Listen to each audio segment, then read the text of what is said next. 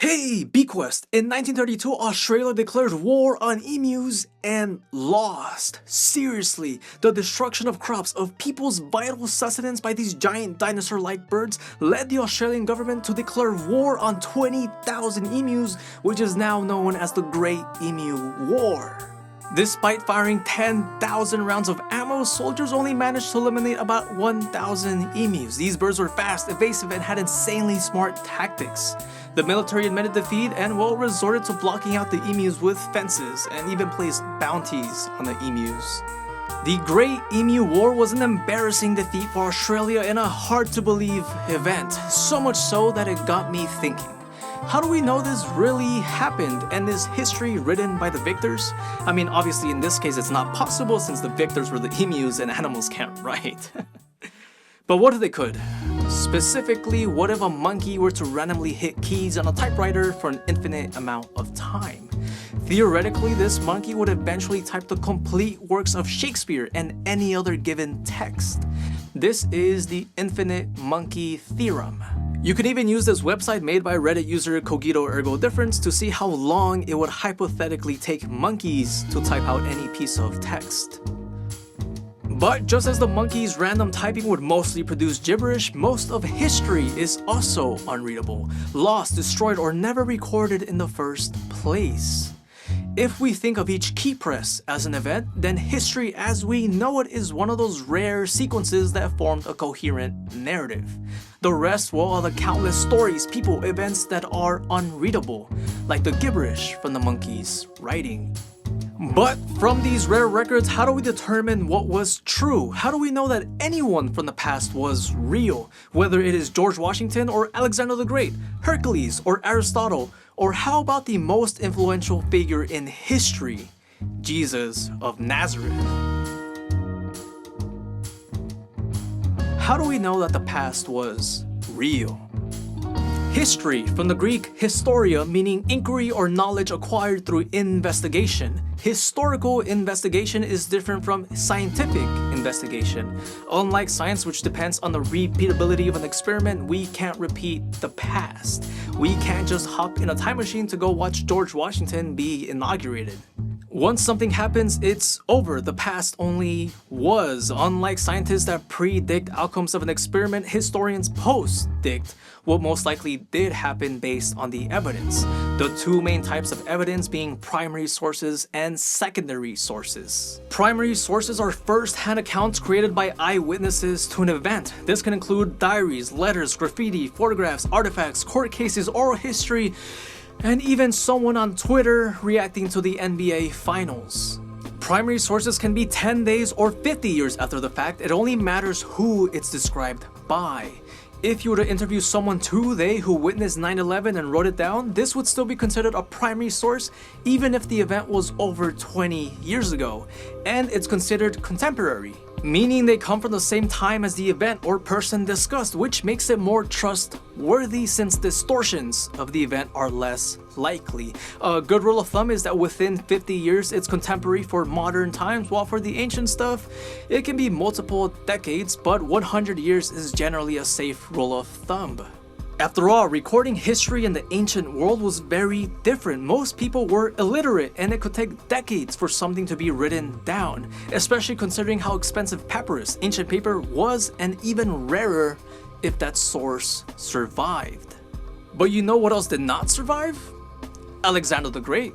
Yeah, the guy that conquered most of the known world, establishing the largest empire that the ancient world had ever seen, causing him to become one of history's most influential figures. And his dad? Zeus. Yeah, seriously, the Greek god. His mom, Olympias, claimed that his real father was actually Zeus, and Alexander himself eventually affirmed this claim. But being a demigod did not save Alexander from death. He died of a mysterious illness. Some speculate malaria, others typhoid fever, but skeptics believe he was secretly poisoned. Alexander's sudden death brought chaos to his empire as he left no clear successor. His empire was completely lost, just like all of the primary sources detailing his life and accomplishments. Fun fact, Most of what we know about Alexander the Great comes from secondary sources written 300 to 500 years after his death. Secondary sources are the interpretation or analyses of primary sources. Articles, biographies, documentaries. Often enough, the primary sources used may no longer exist today. If you were to comment on this video analyzing my video, it'd be a third source, a reaction to a reaction. And if another analyzed your comment, it'd be a fourth source. Hypothetically, this chain could go on forever. But how do we determine the likelihood of a source being reliable? Similar to how scientists have rules of thumbs to shave away unlikely explanations, razors like Occam's razor, when faced with multiple explanations, start with the one that requires the least amount of assumptions. Historians have their own types of razors, criterions like multiple attestation. Does the event appear in multiple independent sources? Did Will Smith really slap Chris Rock? Well, reports from multiple independent eyewitnesses at the Oscars say it really happened. As for Jesus, his crucifixion is recorded not only in the New Testament accounts of Matthew, Mark, Luke, and John, but also by non-Christian historians like Jewish historian Josephus and Roman historian Tacitus, all accounts written within 80 years of the death of Jesus. Corroboration. Do the different sources align with each other?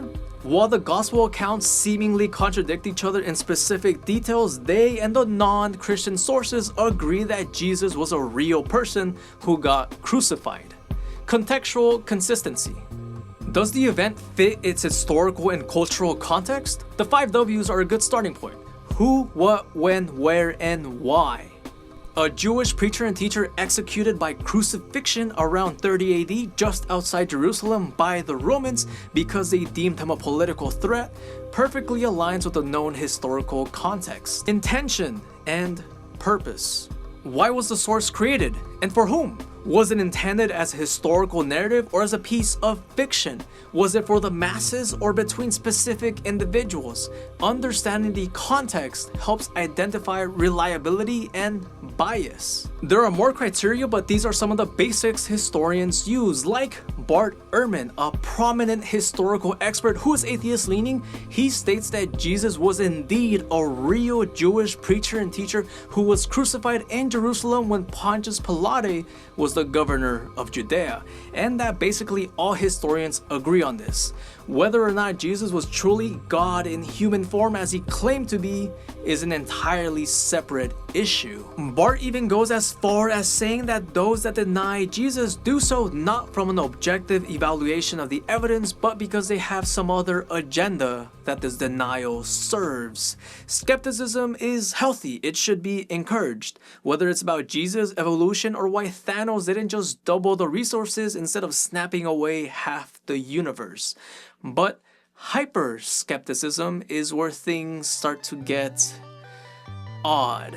You get bizarre beliefs like the moon landing was fake, the Holocaust didn't happen, or even that we're all living in a simulation. After all, how do we disprove that we aren't in a simulation?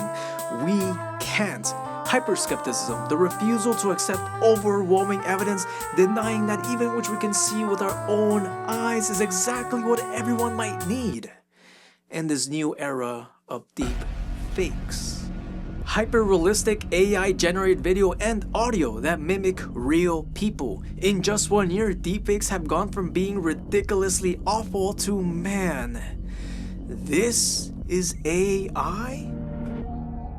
The line between reality and fantasy isn't just being blurred, it's being wiped out completely. Soon we won't know who did what or who said what anymore.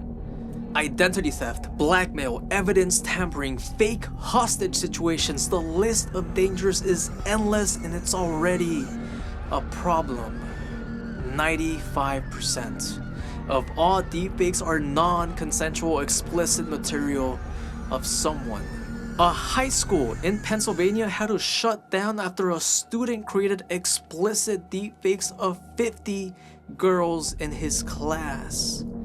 Celebrities aren't the only ones at risk, but also you, your loved ones, everyone. Sure, we've had Photoshop for a long time now, so long that even Stalin in the 1920s was erasing his enemies from his photos. But Photoshop is for still images and you need some skill to create them. Deepfakes can be made in minutes by anyone, your neighbor, a friend, or random stranger on the internet. Even if we know the videos are not true, well, it's gonna look so real that will truth even matter anymore? Even if you didn't really do or say those things, digital you did. Your image, your persona, your dignity will be permanently distorted.